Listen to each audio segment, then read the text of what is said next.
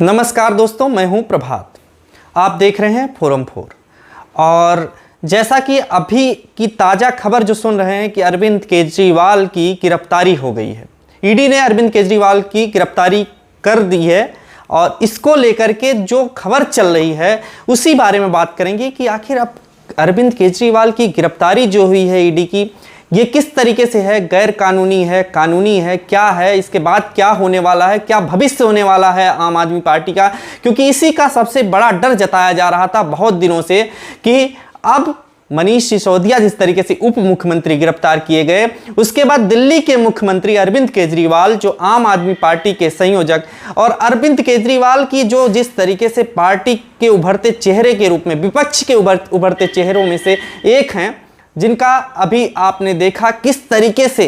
तमाम जगहों पर सीटें भी उनकी आ रही हैं और लोकसभा चुनाव लड़ने के लिए पूरी तरीके से वो तैयार थे। आपने देखा किस तरीके से पंजाब में आम आदमी पार्टी की सरकार बनी, बीजेपी धराशायी हुई। इन सब चीज़ों को देखते हुए जिस तरीके से अब गिरफ्तारी हो गई है आम आदमी पार्टी के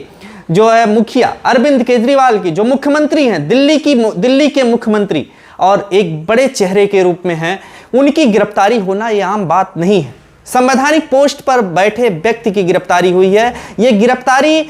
की जो सुर्खियां हैं बहुत दिनों से चल रही थी, आज गिरफ्तारी, कल गिरफ्तारी, 9 ईडी ने नौ नोटिस लगभग इसके पहले दे चुकी थी, उसके बाद ये गिरफ्तारी की है। और अब जैसा कि लोकसभा चुनाव की पूरी घोषणा हो चुकी है, 4 जून को इसके परिणाम आने वाले हैं और इधर उम्मीदवारों के नाम तय किए जा रहे हैं, इसके पहले ही अरविंद केजरीवाल की गिरफ्तारी हो जाना ये कहीं ना कहीं बीजेपी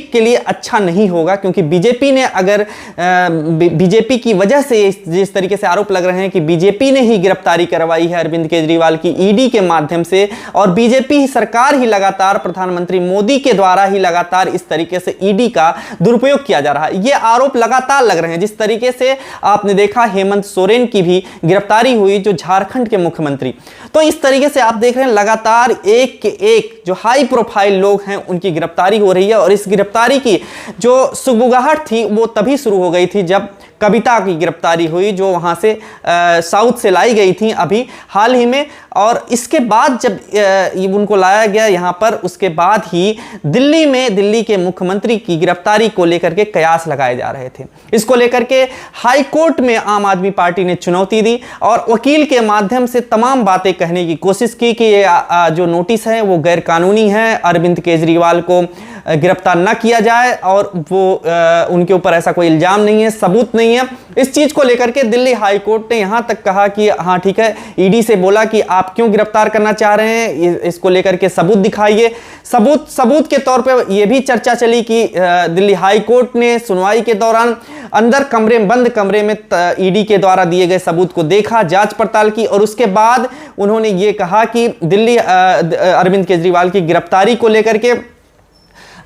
ये पूछा कि ईडी से कि आप गिरफ्तारी को लेकर के गिरफ्तार तो कर ही सकते हैं, वो चाहे तो कुछ भी कर सकते हैं, ईडी ने खुद ही कहा कि गिरफ्तार कर सकते हैं। तो इसके बाद वहां से कहीं ना कहीं अरविंद केजरीवाल को राहत नहीं मिली दिल्ली हाई कोर्ट से भी, और उसके बाद ही ये कयास लगाए जाने लगे कि अब कुछ जो है बड़ा होने वाला। और इसी को लेकर के ईडी के तुरंत अधिकारी पहुंच जाते हैं अरविंद केजरीवाल के आवास पर। यह खबर आने लग गई कि सौरभ भारद्वाज के द्वारा कि वो कह रहे हैं कि अरविंद केजरीवाल की गिरफ्तारी के पूरे तैयारियां शुरू हो गई हैं। और इसी के बाद आपने देखा कि दिल्ली हाई कोर्ट से राहत नहीं मिली, दिल्ली हाई कोर्ट ने दूसरी डेट लगा दी, गिरफ्तारी को लेकर के कोई राहत नहीं दी। इसको देखते हुए ईडी ने इस तरीके से कि उसके पास सबूत हैं, वो इस तरीके से तालमेल बिठा सकती है कि इनका जो शराब घोटाला का जो केस है उसमें कहीं ना कहीं इनका नाम घसीटने की जो कोशिश चल रही थी वो पूरी तरीके से घसीटा जाएगा अब, उसीलिए ये गिरफ्तारी की गई है।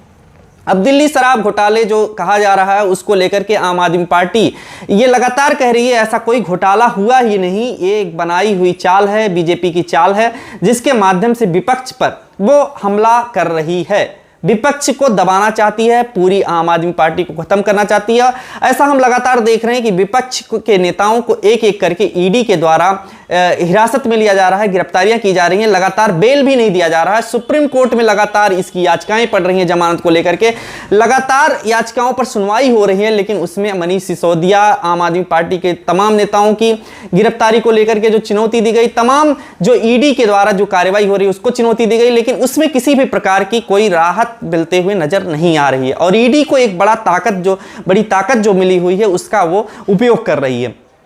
तो इस तरीके से आप देख सकते हैं ये जो घटनाक्रम है, ये घटनाक्रम के बारे में मैंने अभी आपको बताया, अरविंद केजरीवाल की गिरफ्तारी हो गई, लेकिन जो कहा जा रहा है कि इसके पहले ही उन्होंने मंत्रिमंडल से, कैबिनेट में ये चर्चा की थी, साथ ही तमाम लोगों से ये चर्चा के माध्यम से निष्कर्ष निकाला था कि वो मुख्यमंत्री के तौर पर बने रहेंगे, वो इस्तीफा नहीं देंगे, यानी कि अरविंद केजरीवाल ही दिल्ली के मुख्यमंत्री रहेंगे। अब ये देखने वाली बात होगी कि लोकसभा चुनाव जो नजदीक है, ऐसे समय में बीजेपी के द्वारा अगर इस तरीके से चाल चली जाए तो बीजेपी के ऊपर क्या संकट मंडराएगा कि बीजेपी की जो सीटें हैं वो दिल्ली में, वो क्या अब इस बार बचा पाएगी? क्या अरविंद केजरीवाल को इसके थ्रू सहानुभूति मिलेगी? जो गिरफ्तारी हो गई इसके द्वारा जनता में क्या मैसेज जा रहा है कि शराब घोटाला हुआ है, इसकी वजह से गिरफ्तारी हुई है, या सबको दिख रहा है कि ईडी ने ये जो है गिरफ्तारी जो की है वो एक तरीके से बीजेपी के मिली भगत के द्वारा की है, जिस तरीके से आरोप लगाए जा रहे हैं। तो जनता इस तरीके से भी कहीं ना कहीं समझ रही है कि ईडी की कार्रवाई एक तरफा हो रही है और जो भी बीजेपी में शामिल हो रहे हैं वो नेताओं की गिरफ्तारी पर रोक लगाई जा रही है। तो इस तरीके से आप देख रहे हैं कि अगर ऐसा होता है तो इससे कहीं ना कहीं आम आदमी पार्टी को फायदा तो जरूर मिलेगा, लेकिन ये एक कहने वाली बात होगी कि जिस तरीके से अरविंद केजरीवाल एक पूरी पार्टी को एक तरीके से लीड कर रहे थे, पूरी पार्टी को चला रहे हैं, जिस तरीके से कैंडिडेट को उतारने की बात हो या तमाम चीज़ों को जो तय किए जा रहे हैं, सारी चीज़ें उन पर कहीं ना कहीं उन पर अब कैसे काम होगा उसको लेकर के ये देखना होगा। और आम आदमी पार्टी के जो नेता हैं वो कितने इस चीज़ को रख करके आगे रखेंगे और आगे पार्टी को ऊपर ले जाने में मदद करेंगे, क्योंकि संजय सिंह की गिरफ्तारी हो चुकी है, इसके पहले मनीष सिसोदिया की गिरफ्तारी हो गई है, तमाम बड़े नेताओं की गिरफ्तारी हो गई है और अब अरविंद केजरीवाल के बाद कोई बड़ा चेहरा आम आदमी पार्टी में नहीं बचा है। तो ये इसके बाद देखना होगा कि मुख्यमंत्री के तौर पर वो बने रहेंगे, लेकिन कामकाज कैसे होगा, साथ में जो लोकसभा चुनाव है उसकी तैयारियां कैसी होंगी, उनकी रैली कैसी होगी, क्योंकि वो कह रहे थे लगातार कि अगर गिरफ्तारी हो जाती है तो इससे कहीं ना कहीं चुनाव को लेकर के वो बाधा उत्पन्न करना चाह रहे हैं और चुनाव के बाद ही ये गिरफ्तारी होनी चाहिए, ऐसा जो है अरविंद केजरीवाल की तरफ से कहा जा रहा था। तो जो ये खबर है कि सौरभ भारद्वाज लगातार कह रहे हैं कि अरविंद केजरीवाल जो है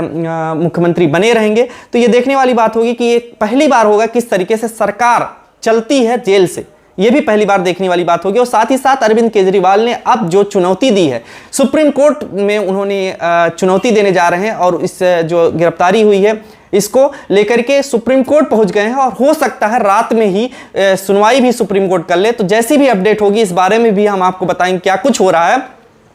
फिलहाल तमाम वकीलों से हम इस बारे में बात भी करते रहे हैं, ईडी की कार्रवाई को लेकर के, ईडी के कार्रवाई को लेकर के तमाम जो सवाल उठ रहे हैं उसको लेकर के, सुप्रीम कोर्ट और हाई कोर्ट के ऊपर जो सवाल उठ रहे हैं इन चीज़ों को लेकर के कि किस तरीके से विपक्षी नेताओं को एक एक करके जिस तरीके से जेलों में डाला जा रहा है, उनको जमानत नहीं दिया जा रहा, इसको लेकर के भी तमाम वकीलों ने अपनी जो है वो मंशा जाहिर की थी। किस तरीके से इसको लेकर के सवाल उठा रहे थे वो कि इस तरीके से जो जमानत नहीं दिया जा रहा है ये कितना ही जो है दुर्भाग्यपूर्ण है। सुप्रीम कोर्ट के द्वारा, जजों के द्वारा इस तरीके की चीजें की जा रही हैं कि उनको जो संवैधानिक अधिकार मिले हुए हैं वो अपनी पूरी संवैधानिक अधिकार का फायदा नहीं ले पा रहे हैं या संवैधानिक अधिकार के संविधान के दायरे में रह करके कार्रवाई नहीं कर पा रहे हैं। फिलहाल जो ये नजर है हम इस पर नजर बनाएंगे। प्रियंका गांधी का भी एक ट्वीट आया है इसको लेकर के कि अरविंद केजरीवाल की गिरफ्तारी को जो बिल्कुल गलत है, एक तरह के टारगेट करना है, असंवैधानिक है, राजनीति का स्तर इस तरह से गिराना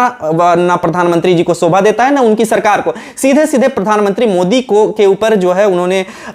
इसका जो है आरोप लगाया है और इसी तरीके से तमाम नेता कह रहे हैं। और ये एक बहुत बड़ी खबर है, ये जो जिसका डर था वो एकदम सही साबित हुआ कि अरविंद केजरीवाल की गिरफ्तारी निश्चित रूप से ईडी करना चाह रही थी, इसीलिए वो इस तरह से बच रहे थे इतने दिनों से। लेकिन अब गिरफ्तारी होने के बाद एक तरीके से पूरे देश भर में एक माहौल जो बन रहा है वो चुनाव को लेकर के क्या बन रहा है, इसका क्या असर पड़ेगा, ये आने वाले समय में जरूर क्लियर हो जाएगा, कुछ ही दिनों में क्लियर हो जाएगा। फिलहाल सुप्रीम कोर्ट से जमानत मिलती है क्या नहीं मिलती है, या क्या कुछ आगे होने वाला है, इस बारे में भी अपडेट करेंगे और आगे हम और भी विस्तार से बताएंगे किन किन नेताओं ने इस बारे में प्रतिक्रिया दी है और सुप्रीम कोर्ट के वकील क्या कह रहे हैं इस मामले में, इस बारे में भी उनसे बात करके हम आपके सामने रखेंगे। तब तक के लिए देखते रहिए फोरम 4। नमस्कार।